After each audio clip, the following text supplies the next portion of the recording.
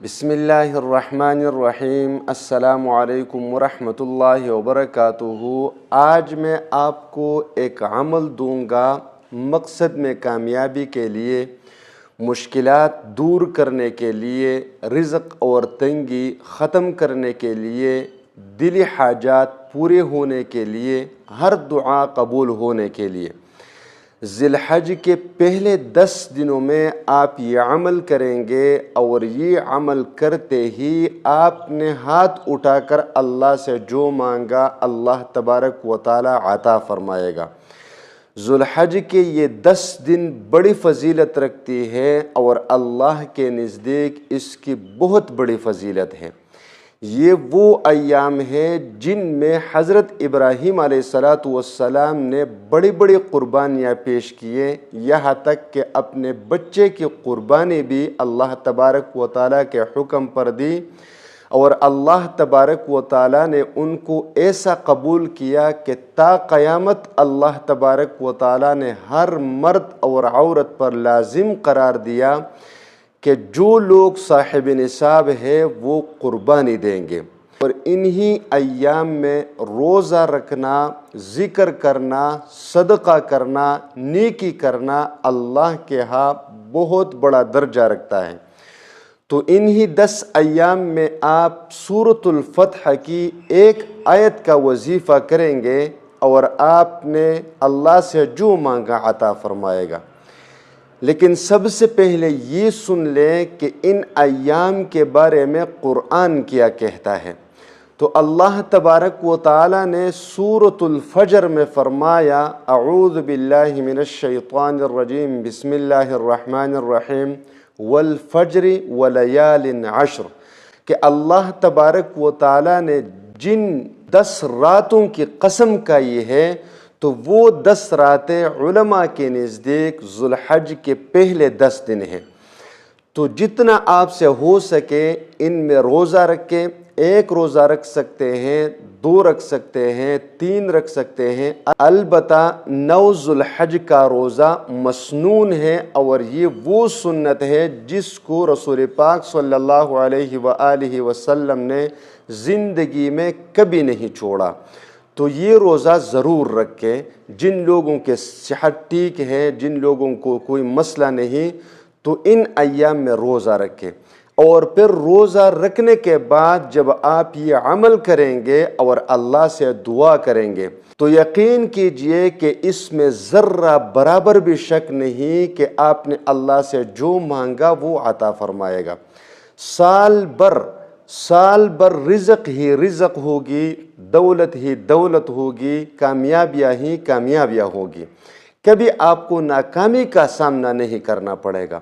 ہاں، البتہ اگر کسی کو وقت پر یہ ویڈیو نہ پہنچے اور وہ ان 10 دنوں میں یہ وظیفہ نہ کر سکے، تو آپ اس کے علاوہ بھی کسی بھی مہینے کے 10 دنوں میں یہ عمل کر سکتے ہیں، اور کر لیجئے۔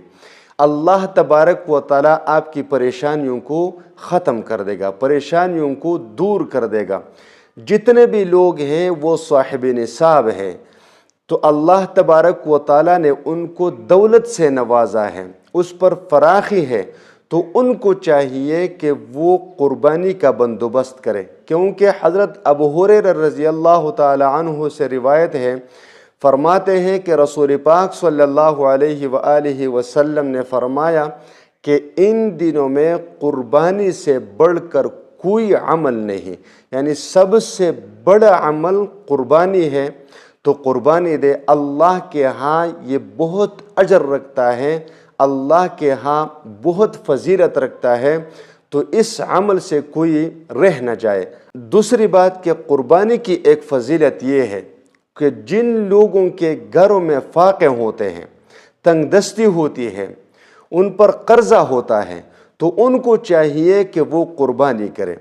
جو لوگ قربانی کرتے ہیں تو سال بھر وہ تنگ دستی سے محفوظ رہتے ہیں، سال بھر وہ غربت سے محفوظ رہتے ہیں، سال بھر وہ قرض سے محفوظ رہتے ہیں، اور ان کے قرض کا اللہ تبارک و تعالی بندوبست فرماتا ہے، اسباب بناتا ہے۔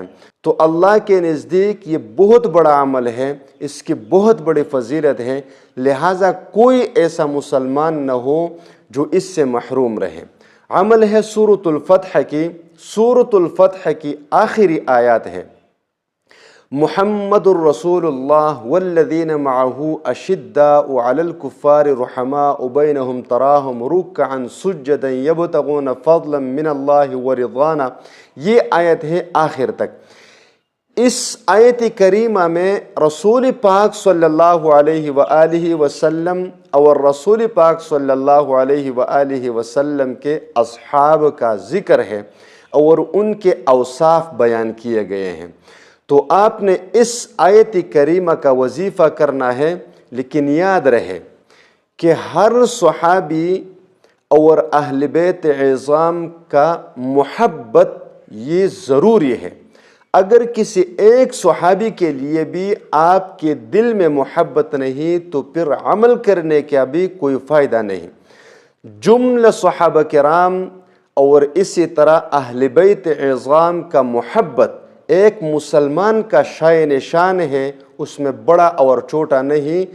اللہ کے نزدیک تمام صحابہ کرام جنتی ہیں، اور اللہ تبارک و تعالیٰ نے رسول پاک صلی اللہ علیہ وآلہ وسلم سے وعدہ فرمایا ہے، وَكُلًّا وَعَدَ اللَّهُ الْحُسْنَى، آپ کے تمام ساتھیوں کے ساتھ میرا وعدہ ہے جنت کا کہ سارے کے سارے جنتی ہیں۔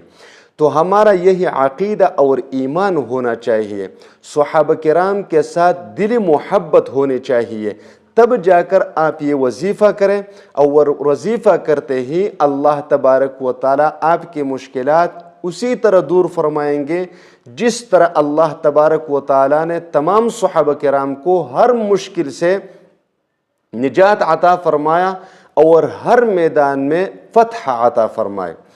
عمل اس طرح ہے کہ آپ روزانہ وضو بنائیں اور درود شریف پڑھیں، پھر یہاں سے شروع کریں، وَكَفَى بِاللَّهِ شَهِيدًا وَكَفَى بِاللَّهِ شَهِيدًا۔ یہ اس سورت کی سیکنڈ لاسٹ کی آخر جملہ ہے، یہاں سے آپ شروع کریں وَكَفَى بِاللَّهِ شَهِيدًا محمد الرسول اللہ، اور آخر تک یہ آیات پڑھیں۔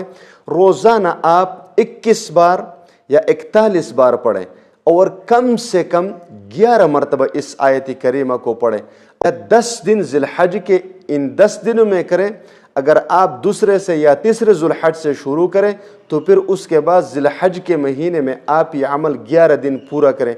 انشاءاللہ تعالی اللہ تبارک و تعالی آپ کی مدد ضرور فرمائیں گے، اور آپ کی تمام مشکلات کو اللہ تبارک و تعالی دور فرمائیں گے۔ وآخر دعوانا ان الحمد للہ رب العالمین۔